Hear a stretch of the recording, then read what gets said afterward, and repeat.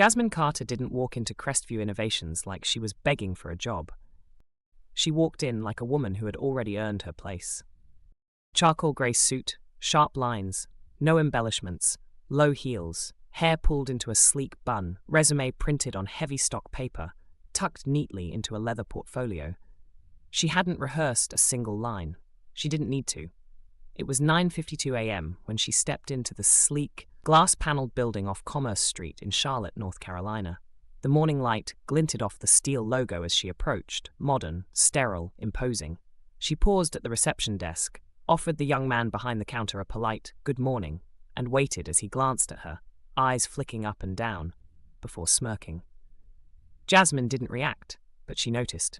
"Interview?" he asked, not bothering to check the schedule. "Yes. Jasmine Carter. I have a 10 with the strategy team." The receptionist tapped a few keys, gave a curt nod, and gestured toward a row of chairs against the far wall. "Wait over there." No smile, no eye contact. Jasmine walked over, sat, smoothed the fabric of her slacks. The chairs were stiff, cold. She crossed her legs, opened her portfolio, and stared straight ahead. At 9:58, a man in a navy polo and khakis strolled past the waiting area. He glanced at her, then did a double take. Slowing, he let out a quiet scoff. "Deliveries go through the loading dock," he said, just loud enough for her to hear. Jasmine looked up, held his gaze. "I'm not here for deliveries." He kept walking like he hadn't heard her. 10 minutes later, a woman in a cream blazer appeared and called Jasmine's name. Early 30s, polite, but her smile didn't reach her eyes. "Right this way. We'll be in conference room 4.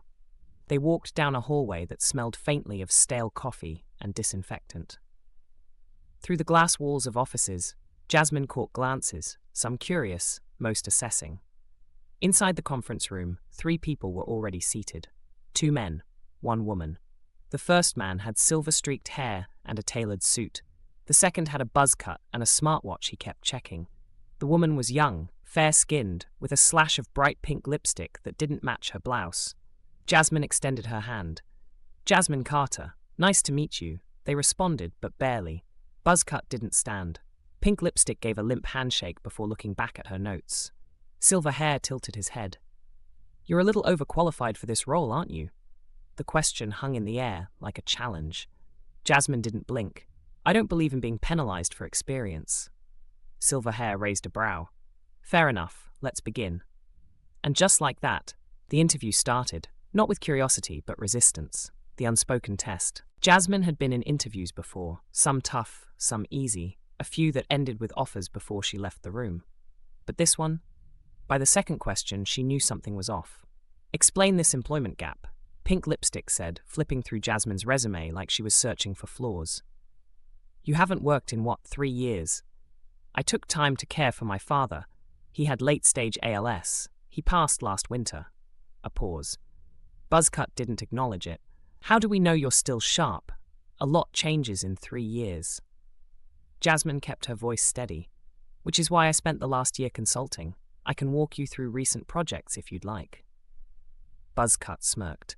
"Consulting's not the same as real corporate strategy." She met his eyes. "You'd be surprised what stays relevant when you've helped shape the field." The room went quiet for a second. Silver hair jumped in. "You were a VP at Holloway & Graves. Why step down to a mid-level role here?" Jasmine didn't flinch. "Because I was told this company is evolving. I'm interested in builders, not titles." Another pause. No reaction. Pink Lipstick forced a smile. "We're very results-driven here. We need team players who don't make things personal." Jasmine tilted her head. "Results speak loudest when the room actually listens, but some rooms aren't used to certain voices." Buzzcut exhaled sharply, almost a laugh. "Let's talk numbers. You claim you led a cost-saving initiative that saved $3.5 million annually. Can you prove that?" "Easily. The reports are in my portfolio if you'd like to see them." Silver hair waved a hand. "We'll circle back. Tell me, how do you handle pushback from a team that doesn't respect you?" "I listen first. Then I ask better questions. People follow when they feel heard." Pink Lipstick arched a brow. "That sounds naive." Jasmine gave a small smile. "Maybe, but it works." And that's when it hit her. They weren't here to hire someone qualified. They were here to test her patience, to see if she'd bend, if she'd crack, if she'd fold under the weight of their doubt. But Jasmine didn't growl, didn't flinch. She sat, poised and unshaken, answering every condescending question with precision. The revelation. What they didn't know was that Jasmine Carter wasn't new to this game. Born and raised in Tulsa, Oklahoma, her father was a mechanic, her mother a night shift nurse. They didn't have much, but they taught her the value of standing firm. By 12, she was reading Harvard Business Review articles for fun. By college, she was tutoring seniors in finance. She graduated top of her class at Howard University, landed an internship at a top consulting firm, and turned it into a career. By 35, she was one of the youngest VPs at Holloway & Graves, advising CEOs twice her age. Then her father got sick. ALS doesn't negotiate. She left her job, moved back to Tulsa, and cared for him full-time.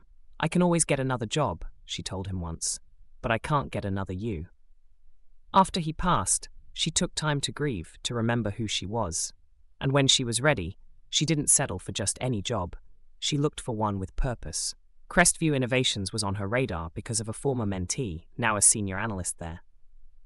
"They're trying to change," he'd told her. "But there's resistance. You'd shake things up in the right way." So she applied. No favors, no name-dropping, just her resume, sent through the same portal as everyone else. What she didn't know, the CEO had seen it. The CEO steps in. Back in the conference room, Buzzcut leaned forward. "Let's do an exercise. You're handed a team that doesn't trust you. What's your first move?" Jasmine didn't hesitate. "I listen. I identify the real problem before assuming it's about me." He smirked. "So you start soft?" "No, I start smart." Before he could retort, the door swung open. No knock, no warning. In walked Daniel Hartman. The room froze. He wasn't wearing a tie, never did. Just a tailored black suit and a calm expression.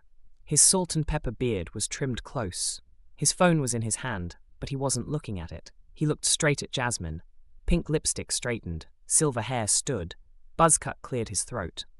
"Daniel, we didn't." Daniel raised a hand, silencing the room. He walked toward Jasmine, stopped beside her chair, and did something no one expected. He extended his hand, bowed slightly. "Miss Carter," he said, voice steady, "thank you for coming. We've been waiting for you." Then he turned to the panel. "The VP seat is still open, if she'll take it." Silence. Jasmine studied his face, then stood, shaking his hand. "Mr. Hartman, it's been a while. You still make rooms shift," he said, almost to himself. The aftermath. That moment didn't just change Jasmine's career. It cracked Crestview Innovations wide open. The interview panel? Disbanded within a month. Policies? Rewritten. Promotions? Audited. Jasmine didn't come in shouting about change. She came in building it. One meeting, one policy, one uncomfortable conversation at a time. By her third month, employees who'd never spoken up started sharing ideas. By her sixth, the leadership team looked nothing like it had before. And Jasmine? She didn't need applause. She didn't need permission. She just needed the room. And now, she owned it.